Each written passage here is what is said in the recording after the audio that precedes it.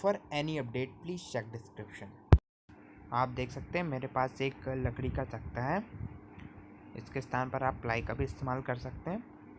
तो हमें इतनी ऊंचाई पर कुछ इस प्रकार का सिस्टम सेट करना है। तो इसके लिए मेरे पास एक खोखला बेलन है जिसे मैं इस तख्ते पर कस देता हूँ। इसकी हाइट 20 सेंटीमीटर है। आप इसके स्थान पर एक लकड़ी का गुटका भी इस्तेमाल कर सकते हैं और उसकी चौड़ाई आप अपने अनुसार रख सकते हैं। अब आप देख सकते हैं मेरे पास एक लोहे की शीट है जो 90 डिग्री में मुड़ी हुई है। इस पर मैंने आवश्यकता अनुसार छेद कर लिया है। तो आप देख सकते हैं अब इसे हमें इस खोखले बेलन के ऊपर लगाना है। तो मैंने स्क्रू की सहायता से इसे लगा लिया है। और अब आप देखेंगे मेरे पास एक खोखला पाइप है जो साइकिल में हवा भरने वाले पंप से मैंने निकाला था, इसे कट करके। तो इसकी लंबाई आप इस सीट से राइट साइड से ज़्यादा रखेंगे। अब हमारे पास है 2 बॉल बेयरिंग। तो इसे हमें इस शीट के ऊपर लगाना है इस तरीके से। तो इससे पहले हम इस खोखले पाइप में इसे लगा लेते हैं। पर हमारे पास बेयरिंग बड़ा है तो ये एकदम फ्री जा रहा है। इसके लिए हम इस बेयरिंग के अंदर वाले भाग में एक प्लास्टिक का टुकड़ा लगा लेते हैं जिससे कि ये टाइट हो जाएगा।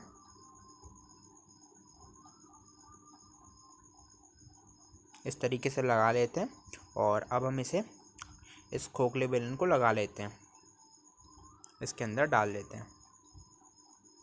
ये देखिए हमने डाल लिया है। तो अब ये एकदम फिक्स हो गया, आइट साइड खिसकेगा भी नहीं। अब हमें एक और बॉल बेयरिंग की आवश्यकता है। तो इसे भी हम इस पर लगा लेते हैं इस तरीके से। तो अब हमें एक क्लाम की ज़रूरत है जो इन्हें उस शीट पर कसे रखे। तो इसके लिए हम 2 क्लाम का इस्तेमाल करेंगे। तो आप देख सकते हैं मेरे पास कुछ इस प्रकार की क्लाम है जिसमें दोनों ओर छेद है ताकि हम कस सकें इसे। तो ये एक सामान्य पट्टी की बनी हुई है, लोहे की पट्टी की।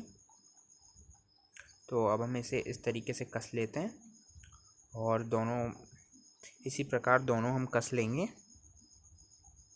इसे आप काफ़ी टाइट करें कि ताकि ये हिले ना। अब आप देखेंगे मेरे पास एक गियर है जो मोटरसाइकिल में इस्तेमाल किया जाता है और एक और गियर है जो हमारी साइकिल में इस्तेमाल किया जाता है। इसका जो अभी जो दिखाया था वो वाला भाग मैंने काट दिया है। तो ये इस प्रकार से आप देख लेंगे कि ये इस प्रकार से इस पर फिट हो सके। ओके, यदि फ्री होगा तो ये हमारे कोई काम करेंगे, फ्री नहीं होना चाहिए। तो अब हम इसे उस खोखले बेलन पे इस साइड लगा लेंगे। तो ये भी एकदम फ्री आ रहा है, ये देखिए फ्री है।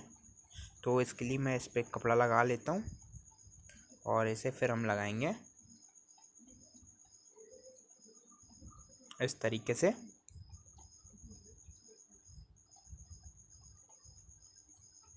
तो ये लग गया है और ये अच्छा खासा टाइट भी गया है।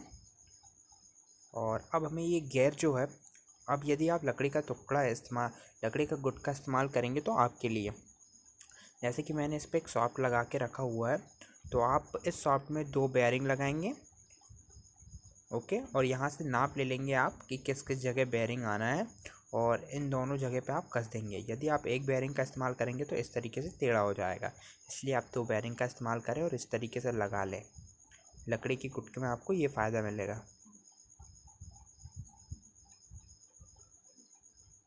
तो अब हम दूसरे तरीके से लगाएंगे। इसके लिए मेरे पास एक बेयरिंग है इसमें 3 होल साइड में हुए हैं, 3 नट कसने के लिए नट है। तो अब हम इस तरीके से इसे कसेंगे ताकि एकदम इसके साइड में फिट हो सके। तो इसके लिए मेरे पास एक फिर से लोहे की शीट है, इसे हम इस प्रकार से लगाएंगे और इस प्रकार से हम लगा के इसमें नाप ले लेंगे कि कितना कितना आना है। तो उस प्रकार से इसमें एक होल हुआ है और राइट साइड में 3 होल हुए हैं जो कि इस बेयरिंग को कसेंगे इस तरीके से। तो ये मैंने नट कस लिया है। तो इसी तरीके से करना है। आप फ़िलहाल तो दूसरा तरीका अपनाएं, लकड़ी का गुटका वाला, वो ज़्यादा बेहतर रहेगा। अब हम इस शीट को, जो दूसरी वाली शीट थी, उसे हम कस लेते हैं। अब हम इसमें एक पहले नट लगा लेते हैं ताकि ये फ्री ना हो। इसे हम अच्छी तरीके से पानी की सहायता से कस देते हैं और फिर क्लैंप लगा देते हैं इस तरीके से। और इसके नीचे साइड में भी हमें एक नट कसना है ताकि ये नीचे से भी ना हिले। तो हमने देखिए ये रेडी हो गया इतना हमारा। अब मेरे पास एक नट है जिसे मैं इस बेरिंग के अंदर डालना भूल गया, तो अब मैं डाल देता हूँ। तो आप देख सकते हैं ये बेरिंग के अंदर चला गया ये नट। अब हम इस साइकिल के गियर को यहाँ पर लगाएंगे। तो ये लगाने पे ये पूरा चिपक जा रहा है, इसी वजह से हम इसमें एक वाशर का इस्तेमाल करेंगे। तो ये मैंने वाशर लगा दिया और अब हम इसे कस देंगे तो ये उस सीट से उचित दूरी बनाए रखेगा। और अब हम इसे अच्छा टाइट कर देते हैं, नट कस देते हैं। तो आप देख सकते हैं ये अच्छी तरीके से घूम रहा है। तो अब हम नट को अच्छी तरीके से पानी की सहायता से कस देंगे।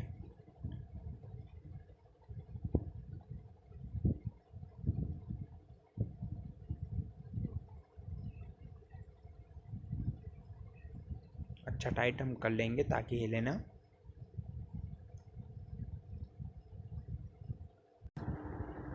अब आप देख सकते हैं तो इस खोखले बेलन में भी मैंने एक होल किया हुआ है, ये देखिए इस तरीके से।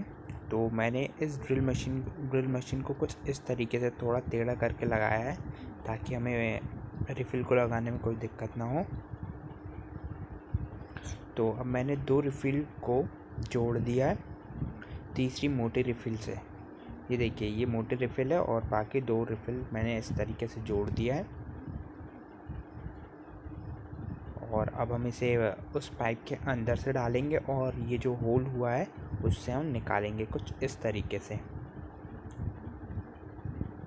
तो आप देख सकते हैं इस तरीके से हमने निकाल लिया है।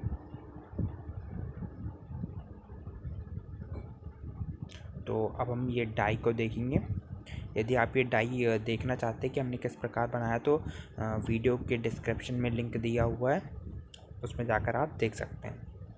तो इस डाई को हम इस खोखले बेलन के अंदर डालेंगे और ये इसे बता दूं कि काफ़ी चिकनी होनी चाहिए कि ताकि फिसल सके किसी की भी चीज़ के ऊपर। तो ये मैंने डाल लिया है। अब यदि मैं इसे घुमा के देखूं तो ये थोड़ा सा प्रॉब्लम करता है, आगे पीछे होता है, ये देखिए ठीक है, प्रॉपर सेंटर में नहीं आ रहा है। इसी वजह से हम इसमें कुछ वाशर लगाएंगे। तो मेरे पास एक लोहे का एक छोटा सा पाइप है जो उस खोखले बेलन के साइज़ से कम है, उसकी रेडियस का उससे इसकी रेडियस कम है। ये एकदम इस पर फिक्स आ रहा है, इस रॉड पे एकदम फिक्स आ रहा है और ये एकदम फ्री भी है, आगे पीछे होने में सक्षम है। तो अब इसे हम लगाएंगे, लेकिन इसका साइज़ और उसके साइज़ में बहुत डिफरेंट है। इसके लिए हम एक रबड़ का वाशर का इस्तेमाल करते हैं। और आप देख सकते हैं इसमें एक नाली है जो कि रिफ़िल को कवर कर लेगी इस तरीके से, इसलिए मैंने इसमें नाली बनाया। आप चाहे तो इसमें टेप का इस्तेमाल कर सकते हैं, उस पर टेप लपेट के ये कर सकते हैं आप। तो उस नाली के ज़रिए मैं सेट कर लेता हूँ और इसे अच्छी तरीके से अंदर डाल लेता हूँ। और इसी प्रकार से हम दूसरी ओर भी इसी की दूसरी ओर लगा लेंगे, इसमें हमें नाली की ज़रूरत नहीं है।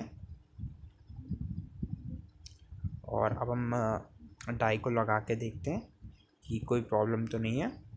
अब ये देखिए, अब इसमें कोई प्रॉब्लम भी नहीं आ रही और ये एकदम डाई फ्री भी है। अब हमें यहाँ से एक रॉड चाहिए होगी जो कि तार को इसके ऊपर, डाई के ऊपर ले जाने में सक्षम हो।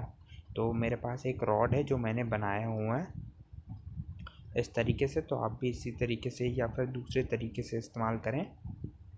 तो मैं आपको बता दूं कि रॉड आपको कैसे टेढ़ा करना है।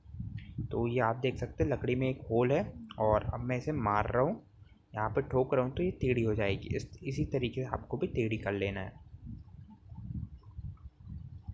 तो अब हम ये जो है रॉड हमने बनाया है उसे हम इसके अंदर लगा लेंगे। इसे मोड़ना थोड़ा प्रॉब्लम होता है तो आप अपने अनुसार देख लें। तो इस तरीके से ये लग गई है। तो मैं आपको बता दूं कि इसकी जो हाइट है वो, इसकी जो लंबाई है वो लगभग 21 सेंटीमीटर की है। थोड़ा मैं स्केल आपको मोड़ के बता रहा हूँ। तो 21 सेंटीमीटर की है। ओके, यहाँ अब मैं डाई लगा के देख लेता हूँ ताकि थोड़ा सा हम चेक कर लें कि डाई जो है वो इस रॉड से टकरा तो नहीं रही है। इस तरीके से ये जो तागा है इसका इस्तेमाल हम इस डाई को कसने के लिए करेंगे ताकि ये आगे पीछे ना हो। इसे हम आर्मेचर में कसेंगे। तो अब हम फ़ैन के आर्मेचर को इस पर लगा के देखते हैं कि हमारा आर्मेचर किस स्थान पर सटीक बैठ रहा है। तो इसको हम थोड़ा सा और आगे कर लेते हैं और यदि मैं सीध दूं तो आपको ये जो होल दिख रहा है नीचे वहाँ तक आ रहा है। ओके, तो यहाँ पर हम अपना जो है वो स्टैंड आर्मेचर को पकड़ने के लिए जो स्टैंड बनाने वाले हैं वो हम लगाएंगे। तो मैं यहाँ पे एकदम इसी में एक लाइन ड्रॉ कर लेता हूँ और यहाँ से 7 सेंटीमीटर दूरी पे एक और लाइन ड्रॉ कर लेता हूँ। और अब इस तख्ते का मैं सेंटर पॉइंट से फिर एक लाइन ड्रॉ फिर कर लूँगा। ओके, जो कि 7.5 सेंटीमीटर पे आएगी। इस साइड भी हम 7.5 सेंटीमीटर पे टिक मार्क कर लेते हैं और दोनों को जोड़ देते हैं। अब इस पे हमें ड्रिल से होल करना है पूरे लंबे लंबे। तो एक लंबा होल होगा तो अभी आप देख लेंगे। अभी मैं इसमें 8 सेंटीमीटर 8 mm का होल कर रहा हूँ ताकि मेरे पास जो नट है वो इसमें आ सके।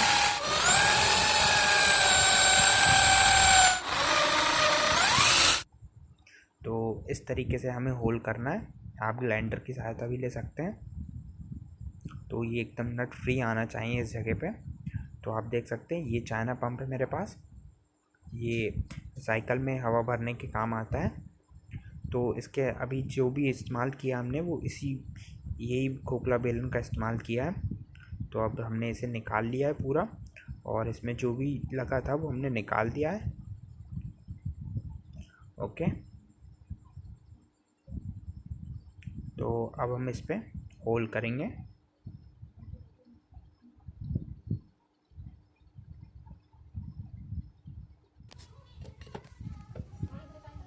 इस पर हमें होल कर लेना है। इसके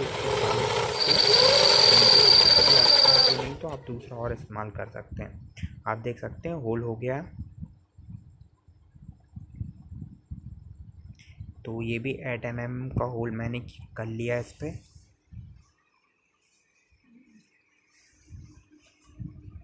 मैं इसमें नट डाल के देख लेता हूँ ताकि अच्छे से तो जा रहा है, कोई प्रॉब्लम तो नहीं कर रहा। अब मैं इसे नट से नीचे से डालूँगा और ऊपर जो हमने जो बनाया है अभी पंप का खोखला दूसरा वाला भाग, तो हम उसे कस के देख लेंगे।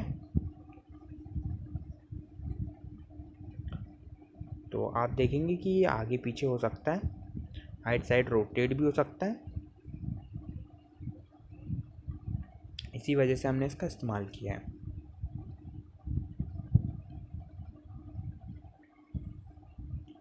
तो अब हम यहाँ पे साइज़ ले लेंगे कि आर्मेचर किस स्थान पे सेट होगा।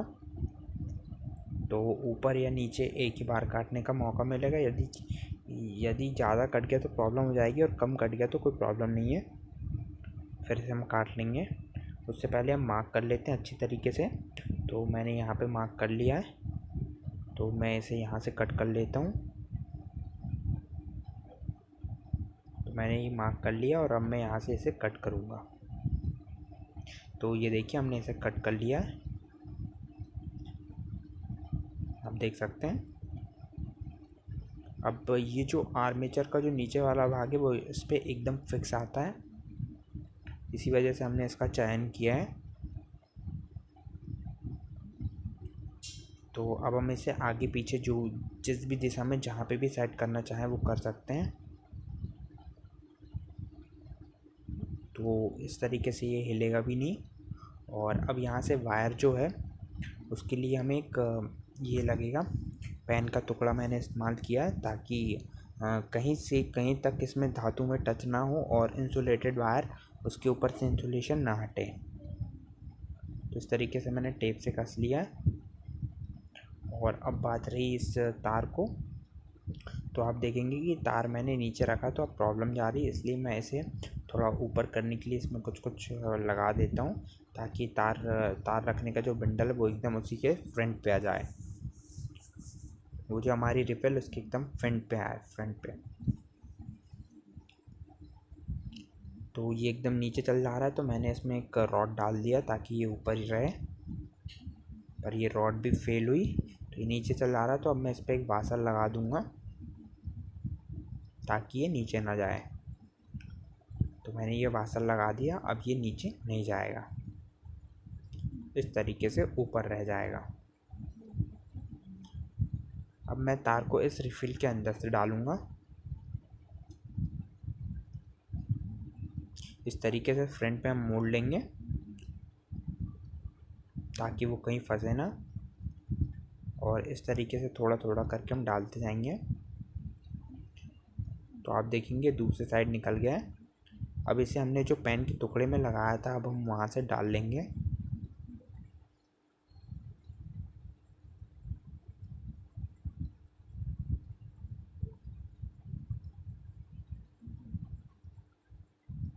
तो इस तरीके से आप डाल लीजिएगा। और ये जो तागा है उसे हम इसमें आर्मेचर में कस देते हैं ताकि डाई आगे पीछे ना हो। और अब देखेंगे आप, मैंने इस तरीके से तागे को लपेट दिया और यहाँ पर डाल दिया है। तो अब यदि हम करते हैं तो ये एकदम गलत तरीके से बाइंडिंग हो रही है, तार एकदम अपनी जगह से अस्थिर कहीं भी जा रहा है, ये देख सकते हैं आप। तो हमें तार को एक दिशा निर्धारित करना पड़ेगा कि इसको जाना कहाँ है। तो उसके लिए हम दूसरा तरीका अपनाएंगे। ओके, तो आप देख सकते हैं ये मैंने ये रॉड बनाया है इस तरीके से। तो अब मैं बता दूं आपको कि हमने इसे किस तरीके से बनाया है। तो इस तरीके से आपको रॉड लगाना है। ये देखिए, आपको इस तरीके से नीचे कुछ इस तरीके से टेढ़ी हो तो प्रॉब्लम नहीं करेगी, राइट साइड हिलेगी नहीं मतलब। तो मेरे पास एक 47 सेंटीमीटर की एक लंबी रॉड है, ये 30 सेंटीमीटर हो गया, बाकी का 17 सेंटीमीटर इस साइड, तो टोटल 47 सेंटीमीटर हो गया। अब इसे हम ठीक उसी प्रकार से मोड़ेंगे।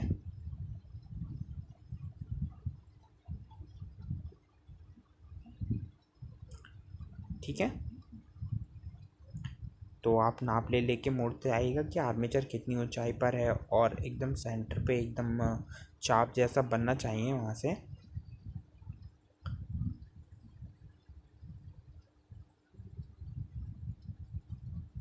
ये देखिए, मैं रॉड को आवश्यकता अनुसार टेढ़ा वेढ़ा कर लेता हूँ, जैसी भी मुझे ज़रूरत है। इस तरीके से अब मैं नीचे से इसे थोड़ा सा मोड़ देता हूँ। उससे पहले हम लगा के देख लेंगे कि इस कितनी ऊंचाई पर आ रहा है और कितनी जगह से हमें मोड़ना है। तो आप देख सकते हैं ये कुछ इस प्रकार से आ रहा है। ओके, तो इस तरीके से हमें लगाना है इसमें। तो अब हम राइट साइड से नीचे से पूरा ठीक कर लेंगे। तो आप देख सकते हैं ये हमने पहले से बनाया हुआ था, तो इस तरीके से आपको लगना चाहिए। और ये इतनी टाइट होना चाहिए कि अपने स्थान से बार बार ना हिले, और ये एकदम स्थिर रहेगी, हमें इसे बार बार स्थान से नहीं हटाना है। तो इसके पास इससे कसने के लिए मेरे पास कुछ इस प्रकार की पट्टियाँ हैं जिनमें दोनों ओर साइड होल हैं, और बीच में हम ऐसे रॉड को रख देंगे और इसे हम स्क्रू की सहायता से कसेंगे। तो इस तरीके से हम दो पट्टी का इस्तेमाल करेंगे। उसी प्रकार हमें इस तरीके की 2 रॉड चाहिए होंगी। तो ये देखिए आप इस तरीके से कस लेंगे, और आप देखेंगे कि ये जो रॉड है हमारी जो डाई वाली में लगी हुई है, ये जो तार लपेटने वाली, तो वो कहीं से कहीं तक टच नहीं हो रही है।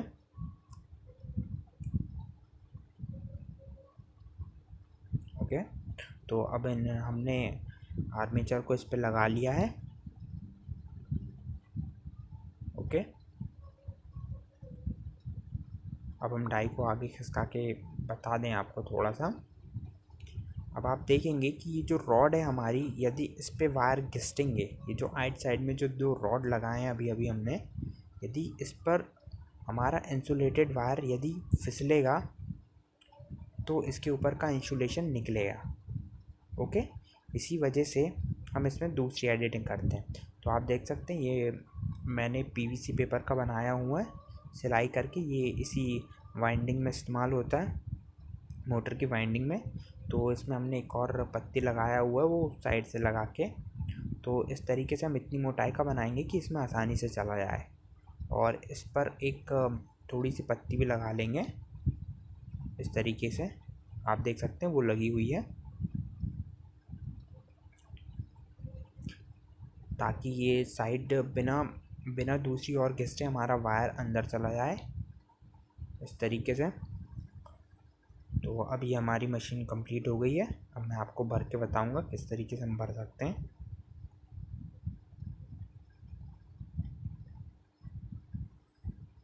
तो अब हम इसे आगे कस लेंगे, आगे खिसका के हम इसे कस लेंगे, और आवश्यकतानुसार जहाँ पे हमें लगे, जितना भी हमें लगेगा तो उतना हम आगे खिसका लेंगे इसे। और जैसे ही हम इसका फिक्स हो जाएगा उसे हम पानी से कस देंगे। फ़िलहाल मैं डाई को कस लेता हूँ। तो पिछले वीडियो में हमने ये जाना था कि हम डाई को किस तरीके से बना सकते हैं, और यदि आपको ये देखना है कि वाइंडिंग मशीन काम कैसे करती तो प्लीज़ डिस्क्रिप्शन में जाएं और वहाँ पे जो लिंक दी है उस पर क्लिक करें। तो इस तरीके से मैंने वायर इस पर लपेट दिया, और अब मैं आपको भर के बताता हूँ। ओके, तो आप देख सकते हैं शायद दिख नहीं रहा है ये दूर की वजह से, तो मैं आपको भी दिखाता हूँ।